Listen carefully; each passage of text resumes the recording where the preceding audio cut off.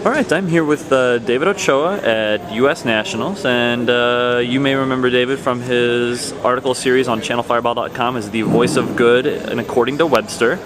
Your article series primarily leans towards doing draft walkthroughs and teaching people the finer points of Limited. Yeah, mostly dealing with 40 card decks on that.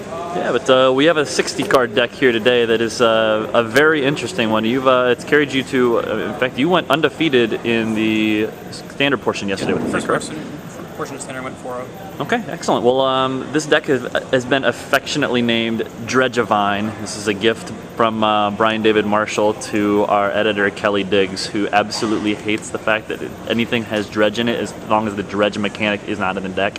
Can't stand it. But let's take a look through the way this deck works. Let's start right here. This looks like the engine to get the deck going. We've got Fauna Shamans, Hedron Crab, so the crab people, Enclave Cryptologist, and Merfolk Looter. What does your deck attempt to do with these fine gentlemen here? Well, we've got a real beauty here. We've got the Hedron Crabs are trying to mill Vengevines and Extractor Demons into the graveyard, and the deck has a lot of creatures. It's all creatures and lands. It's got 37 creatures, nice. And so once you mill some Vengevines, either with the Crab or the Fauna Shaman, then you can play multiple creatures. Hopefully one of them is a Renegade Doppelganger, and that'll bring back all the Vengevines, and then you just attack for a bunch really early. You can get very explosive draws, and it leads to turn 2 Vengevines, and it's quite hard for opposing decks to keep up with that. Alright. Speaking of the Renegade Doppelganger, I've seen this guy make quite a splash so far this weekend. There's nothing quite like getting to return an Extractor Demon on turn 3 with the Renegade Doppelganger already in play and immediately swing for 10. You just half your opponent's life total on the third turn of the game. Yeah, the Doppelganger has got a powerful early effect that'll just make it quite difficult to for the opponent to do anything, because it's just so much damage when you combine it with the huge fatties. He was described to me at one point as being the best creature at any point along your mana curve in most of the decks that he's in, because invariably you're going to have him in, and as soon as you follow him up with something ridiculous, it's a hasty version of whatever creature you're trying to get back. Yeah, he's even making splash in some ban lists to copy Sovereigns of Lost Solar to get 2 Eldrazi conscriptions. Just instantly killed him. Yeah, he's been quite underestimated up until now. He's just starting to break through. Awesome. Let's this deck, in case you guys need to look through, like he said, it's all creatures. We've got this one fun little Sedraxis Alchemist over here. This guy deals with Emrakul pretty well, I would say. Yes, he does. He's about as good as Jace is dealing with him. Although drawing cards not quite as good. Yeah. He has about a bunch of utility. For example, if you have Vengevines in your graveyard but only one card in hand, whether it could be the Alchemist or a creature that you can use Fauna Shaman to get the Alchemist with, you can play him and then bounce one of your other creatures to replay and then get your Vengevines back. And he does all sorts of different stuff. Yeah.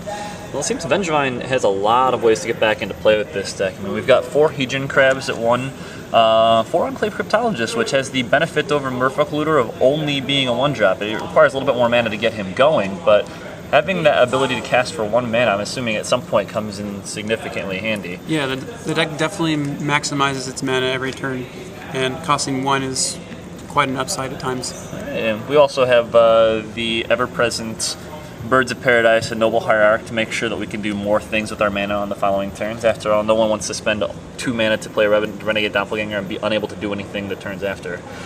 Notice you're only running 3 Noble Hierarchs as opposed to 4. Is it just needing slots for 4-ofs on all the other parts of the engine? Yes, I went with 4 Birds of Paradise because sometimes the mana can be an issue, so it's always important to be able to unearth the Extractor Demon. Okay. All right. Well, I was talking with Brian David Marshall and Steve Sadin the other day, who were also happening to be running the deck, and they were discussing what a bad matchup for them the mono-white Soul Sisters deck that Conley Woods is playing is, and Sadin... This deck is complete garbage. I'm just kidding. I haven't been doing as good with Ochoa. Sorry, I'm walking by. Are you X2? X1. All right. Back to this. Sorry. That's fine. We they were discussing how bad matchup that is, but Satan came to this interesting conclusion on turn 3 or so of his first game that he found a reasonable way to deal with the matchup. Like, you're never going to be able to deal enough damage, but your deck has Hedron Crabs, and it has Extractor Demons. It's kind of a long way to go, but it's possible to just actually mill an opponent out should you need to.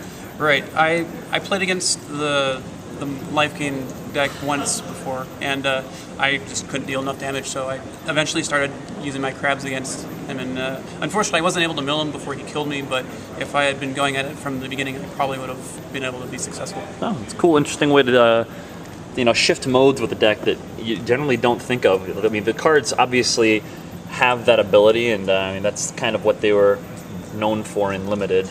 Crabs milled your opponents out, but here they're used primarily on yourself to fill your graveyard up with the Vengevines and the Extractor Demons to make sure that at some point you just vomit creatures on your opponent, basically. Yes. All right, well, let's take a look over at the sideboard real fast. Why don't you walk me through some of these cards and what their uses are? So start up at the top. Well, we have Nature's Claim. That's mainly for the Pyromancer Ascension decks. Being able to deal with Pyromancer Ascension is very important, and if they're able to stick one and we don't have a claim, then they'll eventually be able to just start taking infinite turns with Time Warp and Call to Mind, and that's no good. That's bad. Yes. Unified Will in a creature-heavy deck, or I guess in your case, an all-creature deck, seems like just a guaranteed counterspell. Yes, it's counterspell for the most part, and it's against some of the slower decks like Blue-White and ramp decks in particular also.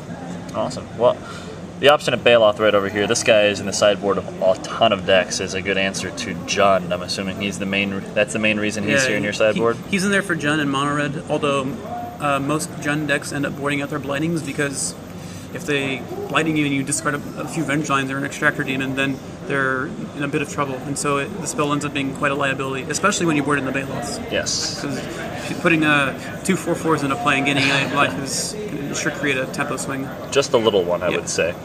All right, we also have 2 copies of Pithing Needle right here. Yeah, Pithing Needle's for the Naya matchup, because there's a card called Cunning Sparkmage that they happen to play, and they play Fauna Shaman, so they have a very high rate of finding their Cunning Sparkmages. And if you'll look at the deck, let's take a look over here. We've got 01, 1 toughness, 1 toughness, 1 toughness, 1 toughness, and 1 toughness. 1 toughness. So an unchecked Sparkmage is gonna wreak some havoc on your ability to keep creatures in play. That's fair. Well, let's take a look at you have 1 final card down here. This Sleep. What is Sleep useful for? Sleep is for any aggro deck, basically Naya or Bant, or even other decks like Naya Allies and such. Since this deck is so fast, it's the 1 turn that Sleep gives you is usually enough time to win on your next turn. Okay.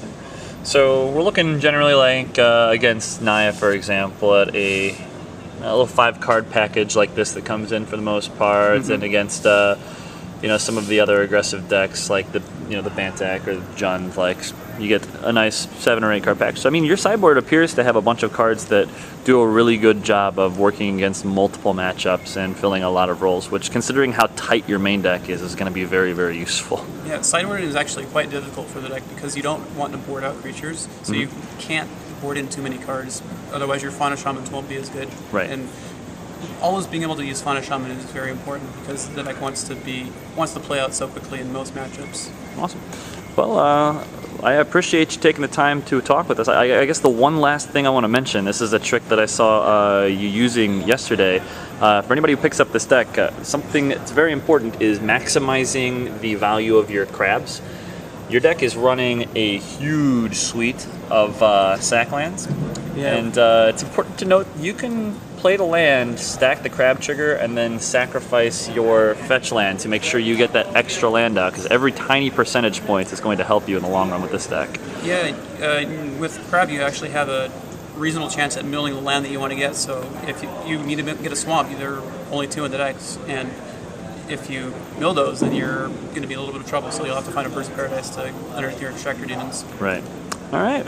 Well, David, it's been a pleasure talking to you. You're doing well. What's your record at right now? I've got 1 loss right now, so that's 9-1. 1 loss, and we're preparing to enter the standard round. So there are 4 more rounds. You playing with this deck, which sounds like you know fairly well, and is doing nothing but good things for you. So keep up the good work, and we will see you as the day goes on. Thank you.